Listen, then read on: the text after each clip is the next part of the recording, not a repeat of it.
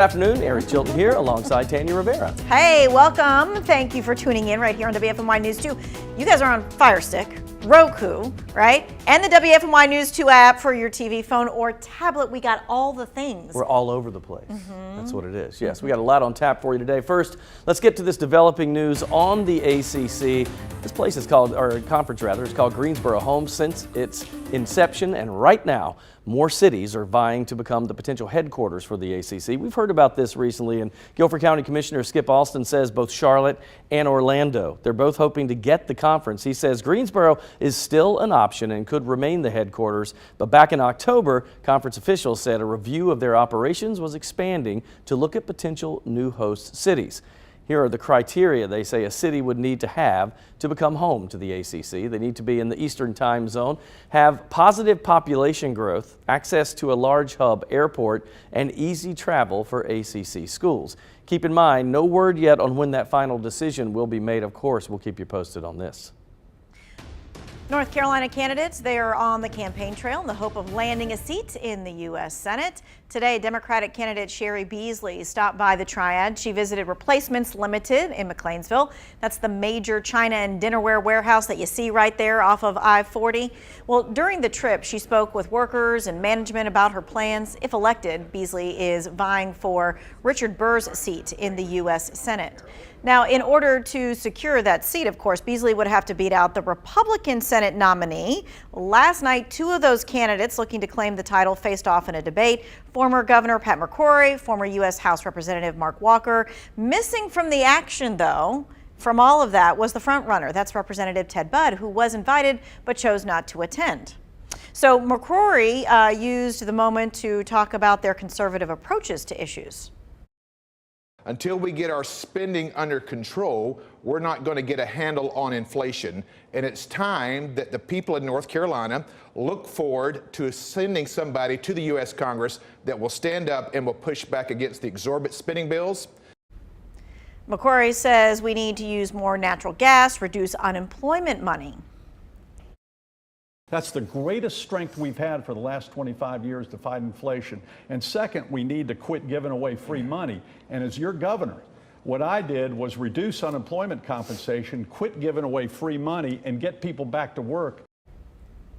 Budd is the only candidate in the field to receive former President Trump's endorsement. All three candidates are on the May 17th ballot. You can watch the debate in its entirety on our website.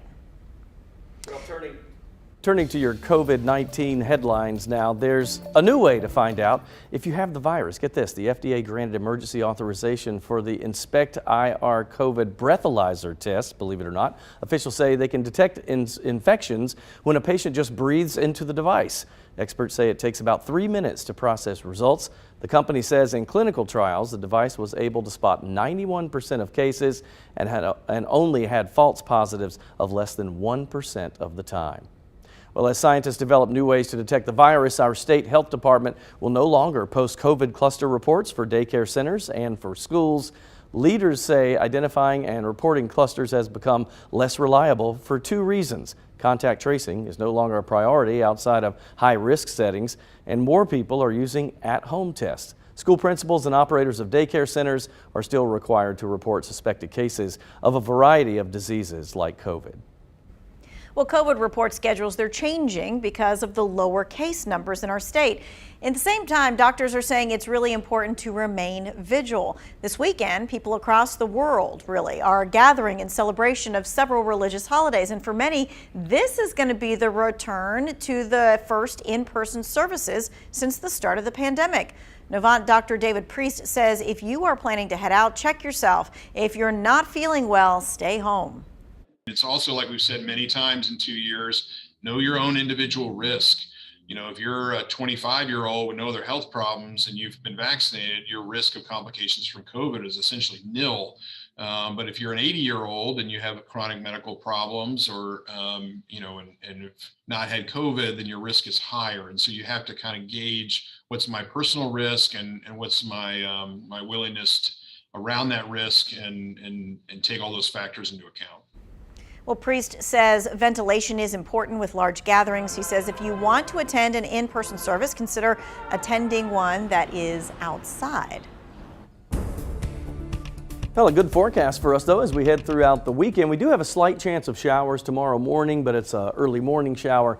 Rest of the weekend is in pretty good shape, maybe a little breezy on Sunday. You look at temperatures, though, 73 in High Point, 70 in Greensboro and in Asheboro. It's 73 for Lexington, and we're at 70 in Mount Airy. Galax drops to 64, but if you head south and east where we usually get a little warmer, at RDU at the airport over there at 74, and Pinehurst, beautiful Pinehurst, at 74 degrees. All right, looking into the Easter weekend forecast here, our overnight lows tonight around 50, a morning shower. That high tomorrow is 70, so really after that 40% leaves us on Saturday, the rest of the day is beautiful, 70 and sunny, not bad. A little windy after the passage of the front there on Easter Sunday, and that will cool things down a bit with that front moving by to about 66 degrees. You can see that system as it approaches us here. A lot of this, will skirt by us, and again, that 40% is not a washout, but you will see a scattered shower or two as you head into Saturday. Here's what the 7-day holds for you after a 70-degree high temperature tomorrow.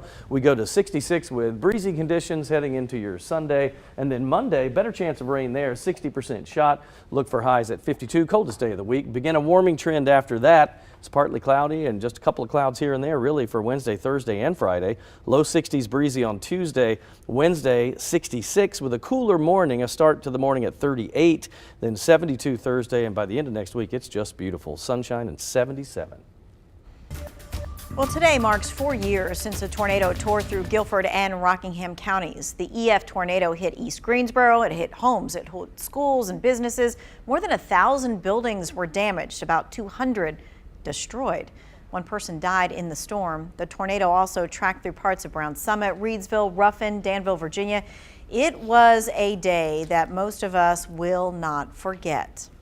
Well, earlier this week, we visited Max Life Church, one of the sites damaged in the storm. It was started by a husband and wife who say they almost gave up their ministry when they saw their building reduced to rubble. We got there, my husband literally had to crawl through the trees to even get to our church. And by the time he got there and came back through the trees to get back to the car, all he could do was shake his head. Well, somehow, through all of that, they found the motivation in the remains. We had a sign on the side of the wall held up by two-sided tape. That sign was still there. And for us, that was a sign that we had to keep going. Never forget that, because the night when the tornadoes were moving through, I was eating with my family at Cal Restaurant. You remember how close that is? That's right over there. Sure. And we heard it go through, and I remember looking at my wife without saying much to the kids yet, like, wait, that sounds really bad. And then sure enough, horrible. Yeah, I mean, I remember right when we were tracking, we were standing right here, and for those that don't know, we're in northeast Greensboro, right here at the station, just less than a mile from where the tornado was going. So I actually gathered our folks. We went right there in the hallway. Y'all know we have a sticker out Huddle there in that place says, right there. Tornado safe, and that's where our shelter is. And we kind of broadcast over there on our phones for a bit while we were taking some power hits. It was scary. That's the first time that I remember, and maybe you can back me up on that, I've never in all of my TV stations where I worked did we actually have to gather into a place like that, and that's the first time. Yeah, we don't want to do it again. And I think, remember the next day, y'all were out looking at the damage and reporting. What do you remember from that? It was just terrible. I remember crawling under those power lines and trying to get to places to show what was going on. It was a mess. And I mean, you're used to seeing it, right, on TV. We do lots of stories about that. But I think when it's in your own neighborhood and you're like, okay, I pass by this all the time and it doesn't look right. Right. It makes it so that it's so like, you get that weird, uneasy feeling all the time. I remembered seeing residents coming out as because we were there in the early morning for the Good Morning Show, and they were coming outside and obviously rattled, a lot of them, and just talking to us about what they experienced the night before. And Tanya's right, seeing it on TV and seeing it in person, two different things. It was kind of like a bomb went off. I mean, it was that level of the damage. And we talk a lot about Greensboro. This thing stuck on the ground 33 miles. That's super long for us. Usually it's like 1 mile. That went all the way to the Virginia border. Ruffin was damaged. Reedsville had some damage. I still can't believe that more people weren't hurt or killed. Right, yes. It was a Sunday at 5 p.m. Think about the schools that got hit. Yes. If it was a daytime weekday, Been a totally different story. Oh, a whole different That's story. right. Yeah. For sure. And that, those tornadoes, they kind of bounce along the way. So I mean, it did that damage just sporadically the whole time. And that, you're right, that's a long track. 135 mile per hour winds. This is one of the strongest that we've had. And it's not like everything's put back together.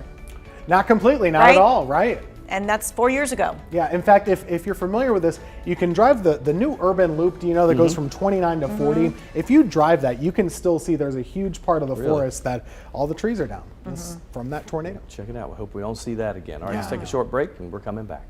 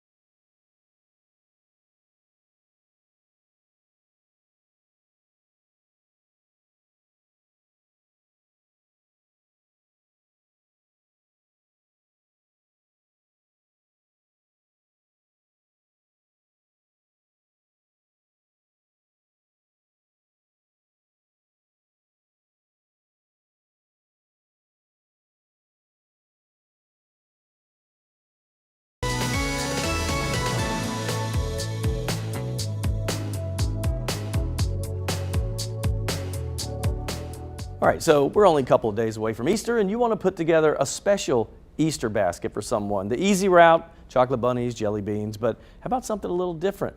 I found your solution at a downtown Greensboro store called Just Be, and the owner, Catherine Hashimi, gave us some great alternatives for creative Easter baskets.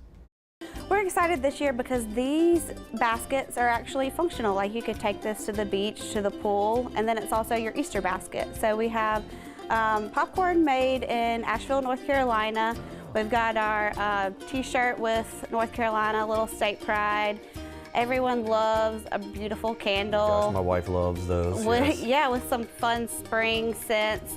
And then one of our best sellers right now are these ceramic mushrooms. You can put them out in your garden, or you can put them in a house plant at home. Every woman loves a beautiful tea towel, so I think that's a good addition. Is this like a journal? A little journal, yeah. This is cool. Yeah, everything's fun, spring, bright. She'll love it all. Yeah, more for a gift bag for adults. So yes, so now adults. We're looking at kids, right? And then the kids, we just did a little fun variety. Kids love these little rocks when they come in. They're just perfect for their hands. Oh my gosh. Says kindness. It's heavy, yeah. The sidewalk chalk that looks like a donut, which is really fun. And then we have, of course, your little Easter bunnies in there. And then this is a fun What is that? pencil topper. So you can put a pen or a pencil in there and they can write with that at school or at home.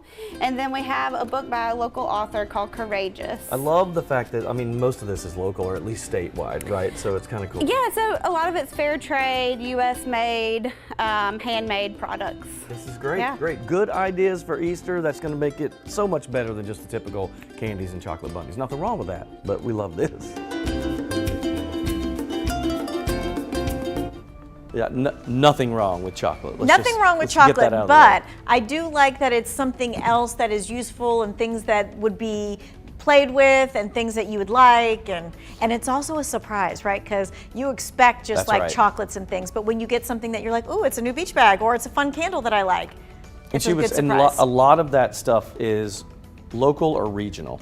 So she said probably 70% of everything in those bags was made in North Carolina or in the Triad. Right, and if you're like, okay, I can't get to a place to get all that stuff, you know what's a great Easter basket stuffer or stocking stuffer with that in mind? Like a subscription to a magazine like Our State or something of that nature and stuff like that. That's like the, you know, the gift that keeps on giving, friends. Monthly.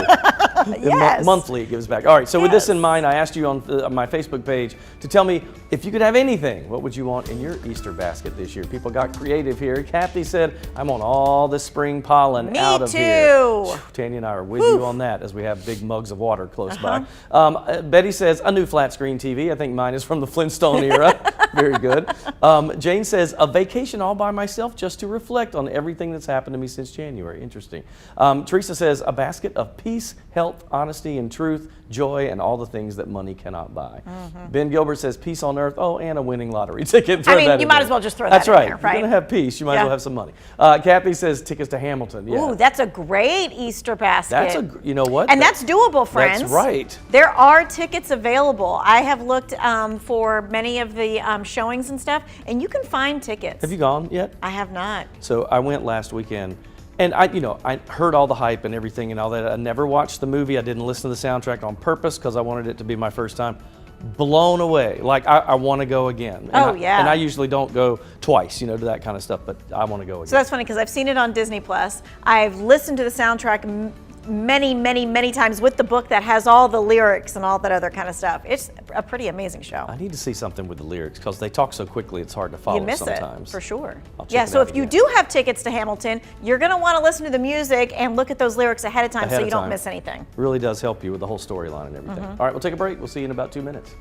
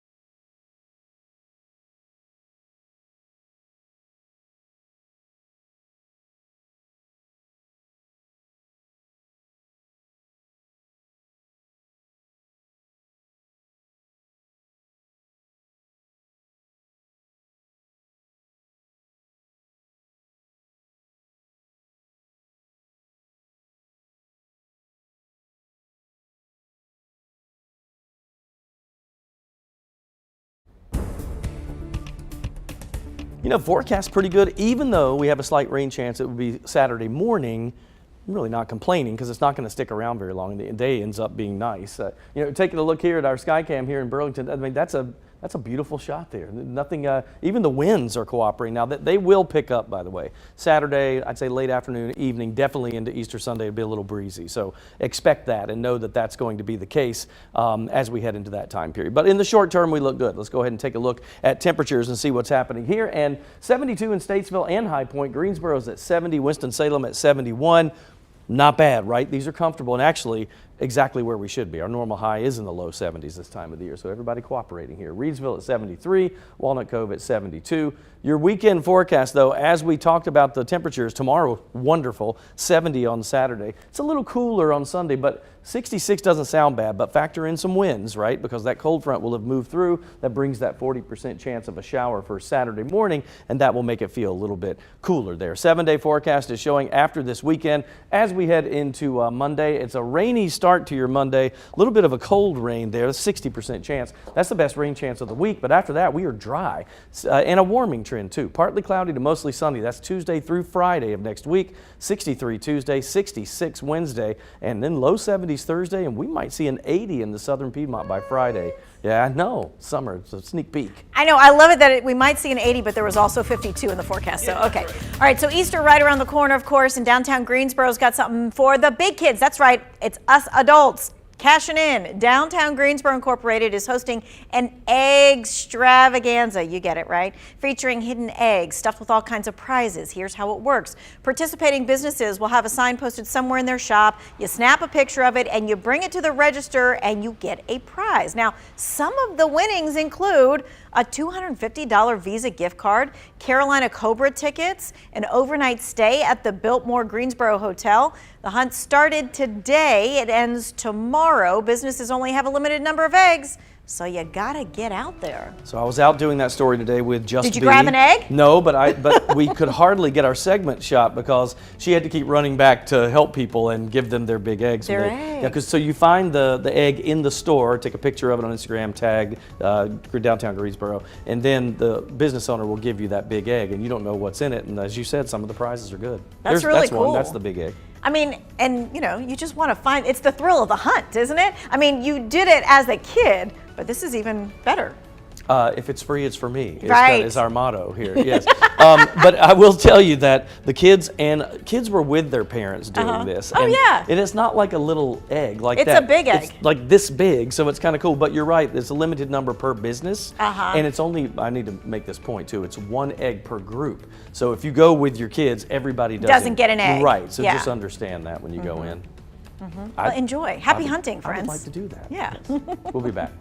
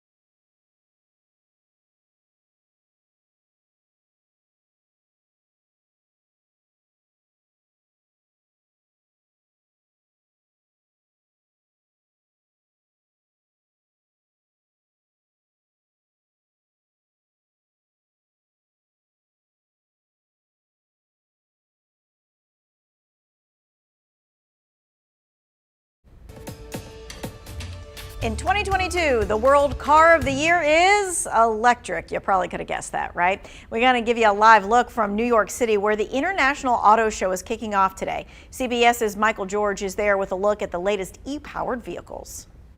The world car of the year is electric. The Hyundai Ioniq 5. Hyundai's Ioniq 5 took home the top prize and several other awards at the New York International Auto Show. How's the handling? Handling's good. It's very smooth steering. The company's Troy Miller took us for a spin. The Ioniq starts at just under $44,000, comes with a high-tech dash, travels 300 miles on a charge, and is quick. The 0 to 60 in 5.2 seconds.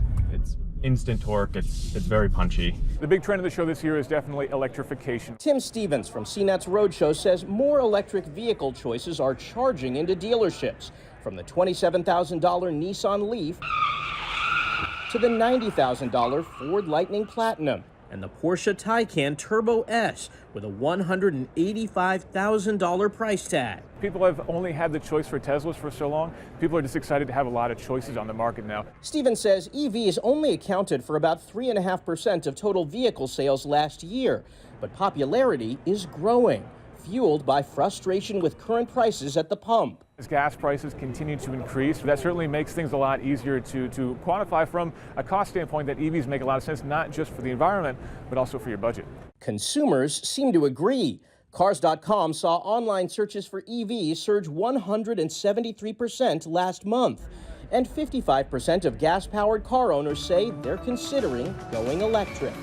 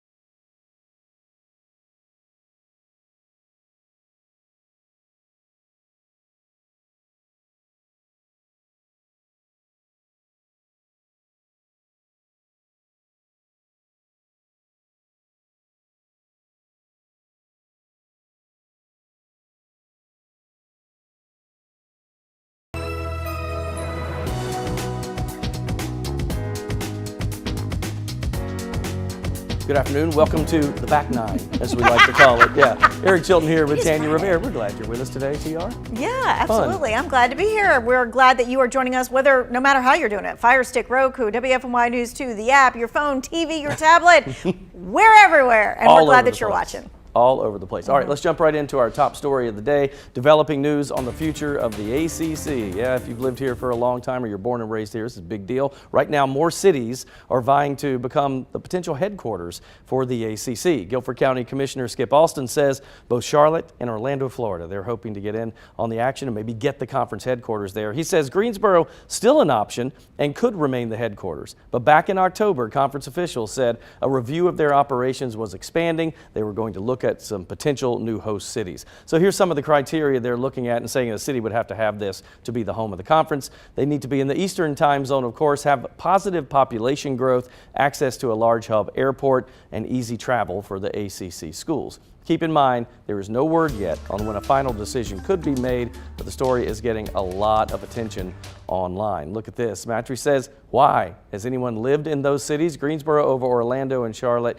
any day. Gina says, why? Just leave it alone. Leave it like it is. Sandra says, this is just wrong. It should stay in Greensboro where it has been for 68 years. Tricia says not Orlando, not Florida. It needs to stay centralized. There is an argument for that for travel.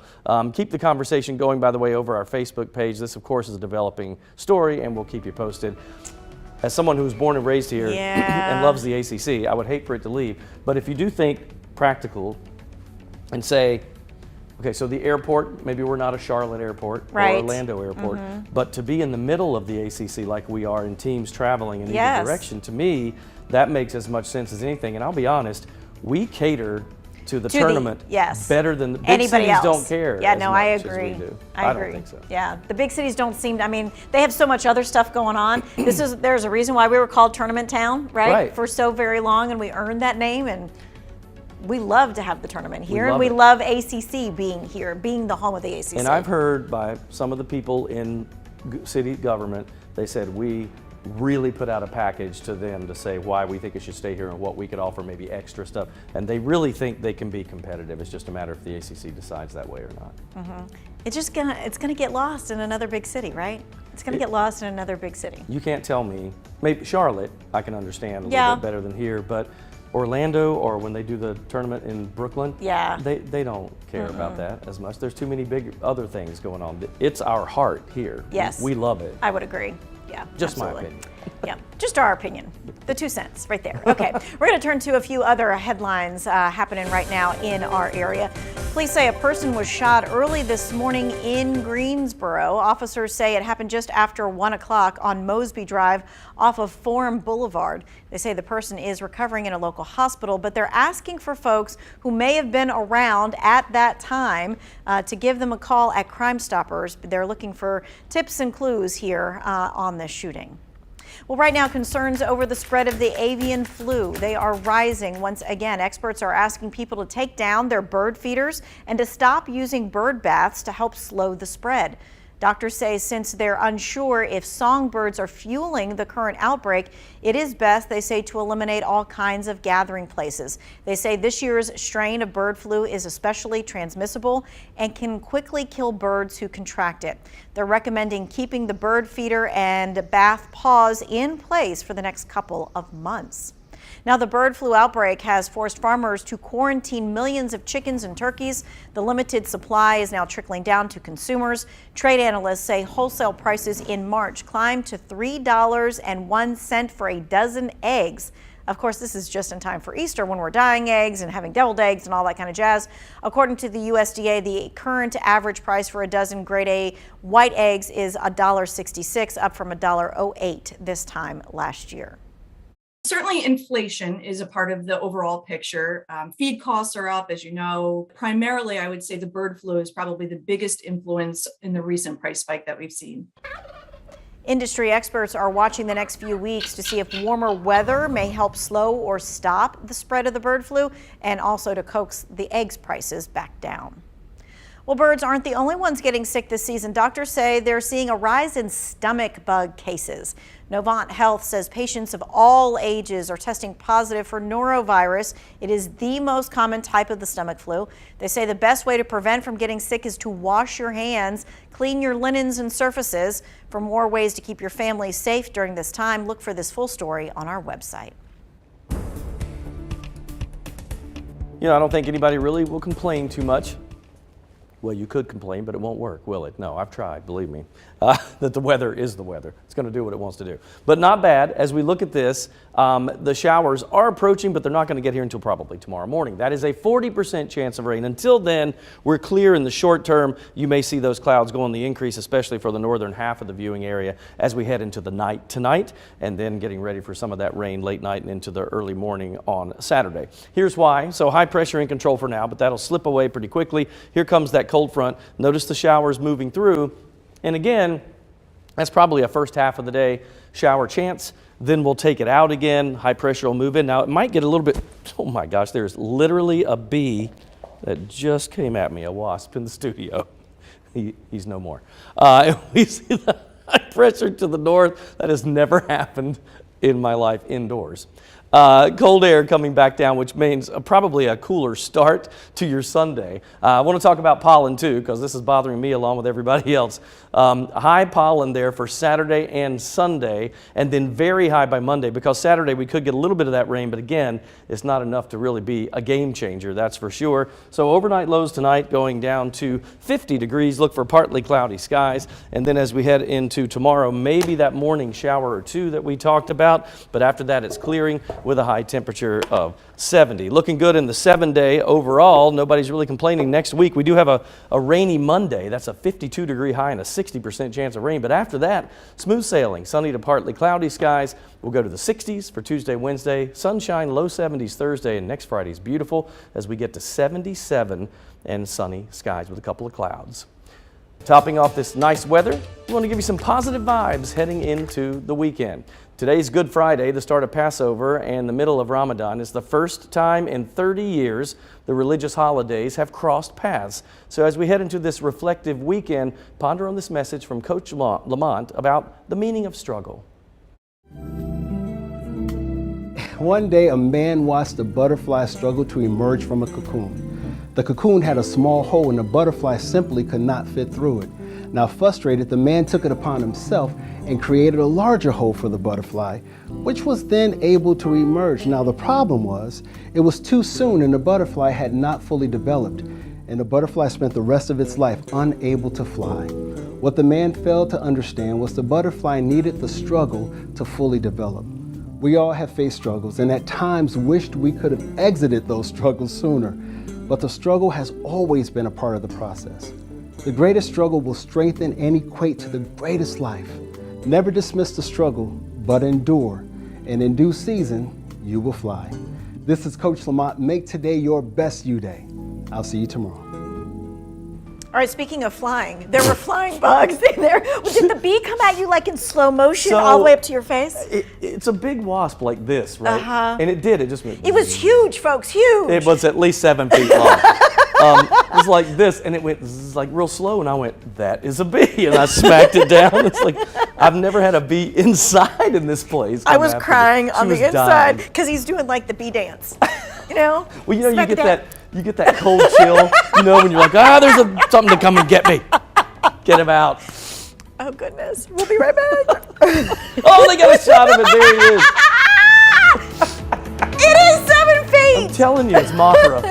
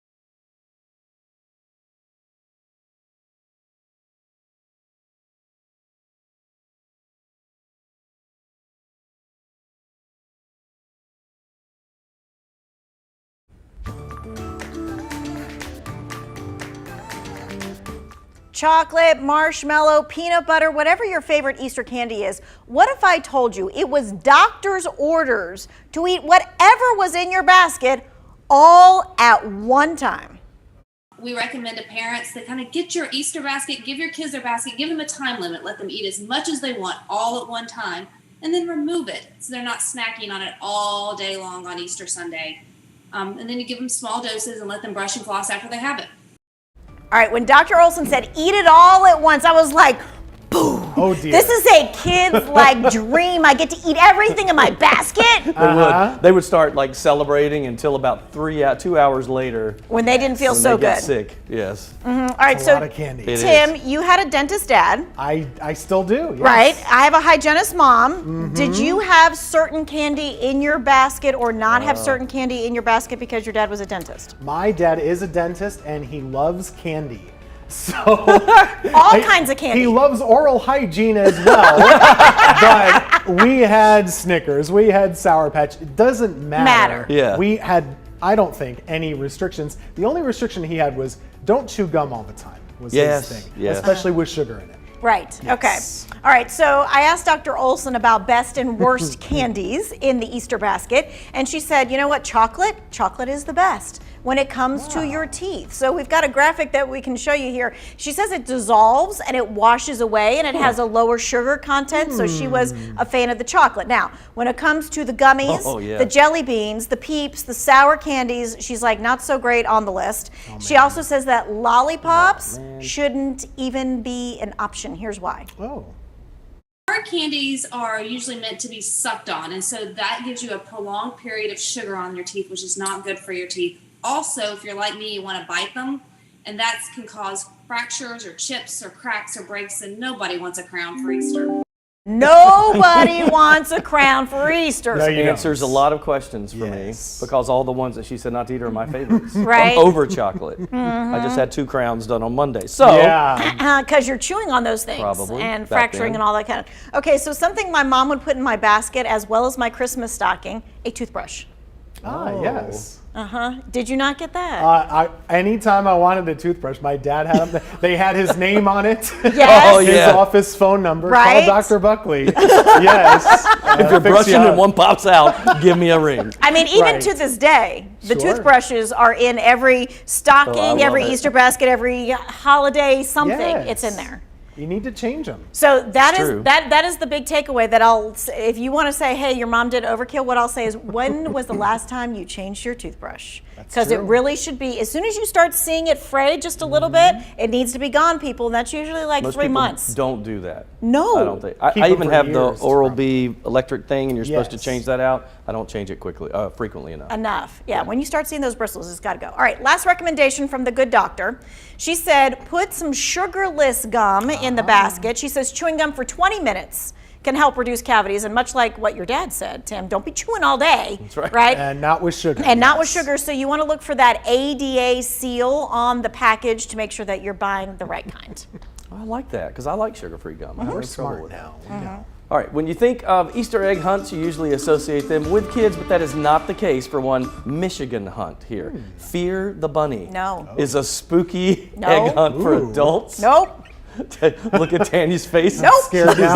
Not feeling it. It's like Halloween meets Easter, basically, here. The egg hunt is at night, and participants don't know where to go until the day of the event. Once it's time, tickets will give GPS coordinates that will lead to a one-of-a-kind egg hunt.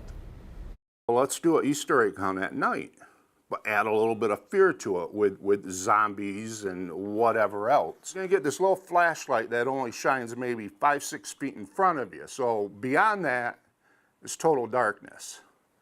And there's some spooky things out there. And they'll be waiting. And the walk down the bunny trail, I think, is gonna be the most terrifying thing. Out. I am just that out. line. I don't want any part of this. Why do you want zombies with your rabbits? I mean, it's funny to me, and Yes. I think it would be. Look at the graphic. We're looking at the creepy bunny here. Yeah, It's like but from Donnie Darko. I don't like to be scared. Yes, I mean, it I have does. some twisty friends who will really like this. Oh, me Yes, too. Yes. we all do. Yes. A lot of people love to be scared. Yes. Yes. That's why haunted Look at that. houses and Right. haunted trails, they stay in business. Yes. People My teenage- love like it. to be scared. My twins would be all over this. They would love this. I like a good rom-com, so no. No. I don't even. You don't even like scary movies? Like you No, really don't like? no, any of I them? will not watch a scary movie. Really? I will dream about it and stay up at Okay. night worrying that the scary Yes. bunny's gonna get me. I will never choose a scary movie. I will be a good sport. If that's what we're gonna watch, let's go ahead. But no, not my favorite. Well, I like to watch them early so I can watch something else like after it, so to get out of that mindset. You're right, Yes. I don't have any trouble sleeping. I just hit the pillow. I'm fine without dreams. But it spooks me wish. during the time. And I want my Easter to Ew, be no. joyful Right. and delicious. Yes, And yes. not filled with terrifying Chocolate and bunnies. candies and toothbrushes. Yes, But all those Fear- things. The name Fear the Bunny, though, is very funny, I have to admit. It is. I think so. I love that. All right, let's just take a break. We're coming back.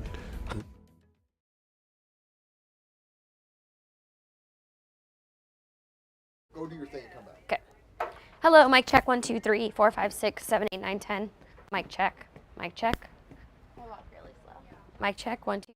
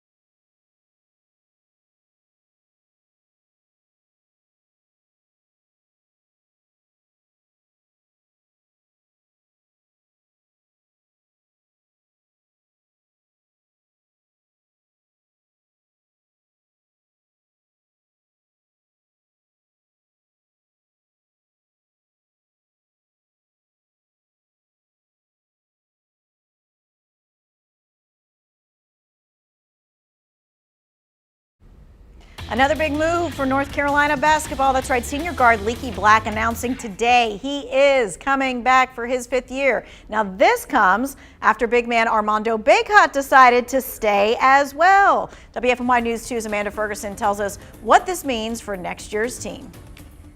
Tanya, this is huge for the North Carolina Tar Heels. With Leaky Black deciding to come back, the Heels have 2 of their 5 starters on the court. When you look at the stat sheet, his numbers don't jump out at you, but what he's able to bring makes a big difference out there, especially on the defensive side of the ball. Leaky talked to us about his impact ahead of the championship game. I feel like what gets me going is knowing that my team has a better chance of winning when I'm on the best player and I'm doing a good job on them. So I just take it upon myself. You know, that really gets me going, and I enjoy that kind of challenge. You know, I live for stuff like that. Could have never imagined me, you know, getting here from the lowest of the low, like you said, to, you know, being here to the highest moment of my career right now. So I don't know. I'm just super grateful. You know, I'm just super grateful. Sounds like he expects those moments to just get even better, especially with this other North Carolina team coming back. I love that both Baycott and Black did almost like little mini hype videos to say that they're coming back. I love that they're doing that. And then now all the North Carolina faithful are hoping for Caleb Love and RJ Davis to come back. So and those should follow. They should come soon, whatever they're doing. Yeah, I think by June, I think is when they all have to kind of decide. Yeah, people say that they think Caleb will kind of test the waters with the NBA, but may come back if his stock isn't that high. And Amanda and I were chatting. I think that he needs to be a little more consistent, and he might need another year to do that. So we'll see. I mean, I hope he comes back. And then, of course, you're thinking to yourself on the other side of that, he had such a great season, and you don't want to get hurt, and so. It's true. And we were also talking about this earlier, Eric. Are they going to win the championship next year? Well, if it'll be a repeat of 2016, 2017, that's what all the Carolina fans want, the redemption year. We'll see. We'll see. It's hard to do that. All right, so on the other side of Tobacco Road, right, we got another reason to smile. I know it's even going to be hard for you, Eric, but I think you can smile about this. Meet the final recruit for Coach K to train. The now retired Duke basketball coach had said he was looking forward to getting a new puppy when he had more free time away from the court. Well, the team wanted to make sure that happened, and they surprised Coach K with the new dog at the banquet night last night. Just look at the face. He's so cute. And at one point, he holds up the dog's paw and waves it around. Yes. And of course, the players named the dog Coach. Super cute. It's a cute name. I love to hear because the room is filled, right, with Duke faithful, and so Coach K holds the dog licks him. Of and course, they all right on cue. Yeah, it was like it was planned. It was such a perfect moment for him. Okay, I'm not even a dog fan or an animal fan at all. But you liked this. But I love that. I know, it melts your heart. I heart. almost teared a little bit when I saw it at midnight last night. It's really cute. Was that last night that happened? I don't know when it was. Really late they ended up posting that video. And and it's funny, you look at his wife and I can't tell. I mean, she's filled with emotion, So my husband says, you know why she looks like she's crying? Because she knows they're not going to get any sleep for the next 3 months. Because when you have a puppy, that thing just whines and cries throughout the night.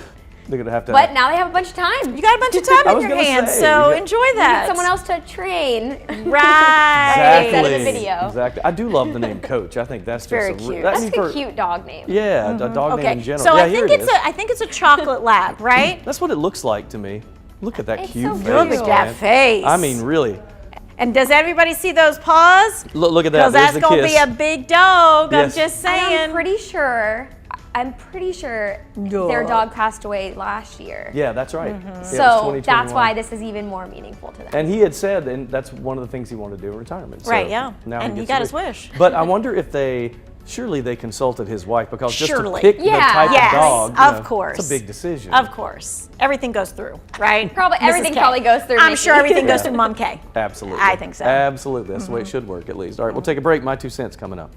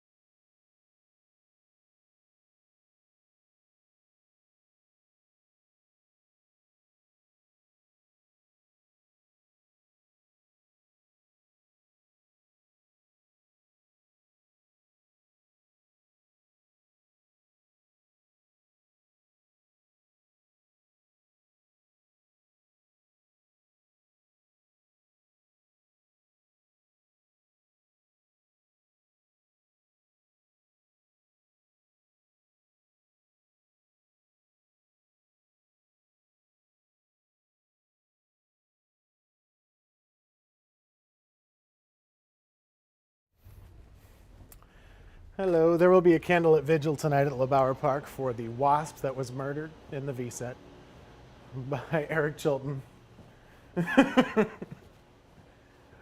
Wasp Lovers Anonymous is canceled.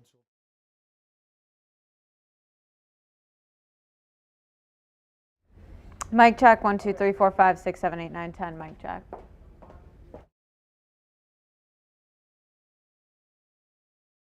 Four, 5, 6, Orlando, Florida, and Charlotte, North Carolina. Both are now in the running to be the home of the ACC headquarters.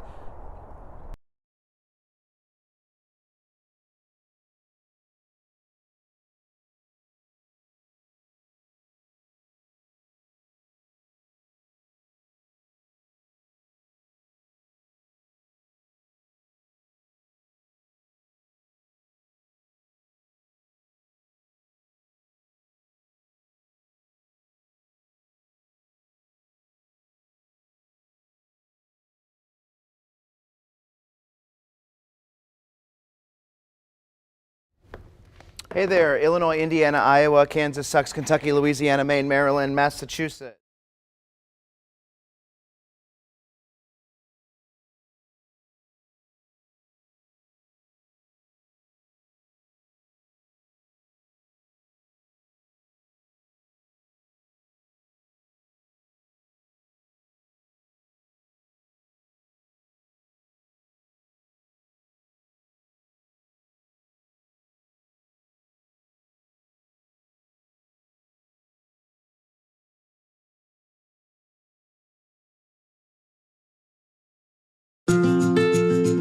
So it's time for my 2 cents, and with Easter approaching, I thought, let's go ahead and talk about some of the origins of the Easter traditions we're all used to. So I went to my friends at mentalfloss.com. I love that website. Let's start out with the eggs. Dying eggs. Where'd this come from? Some say this goes back hundreds of years to ancient times. In fact, hundreds and hundreds of years.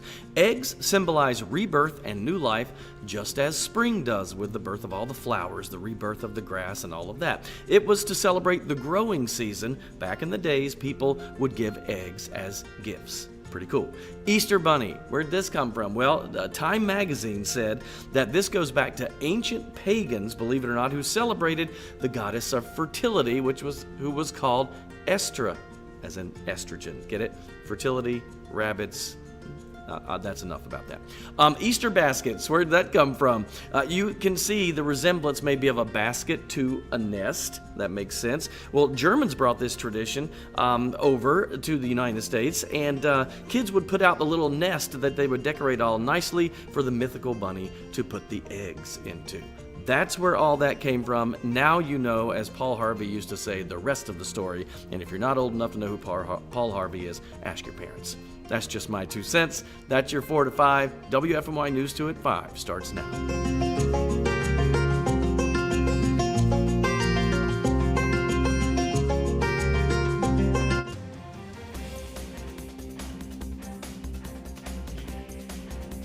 The ACC headquarters has been a Greensboro staple for nearly 6 decades. Leaders have been trying to figure out whether it should move. Tonight, WFMY News 2's Avery Powell is getting a clear picture of the top cities in the running. Avery.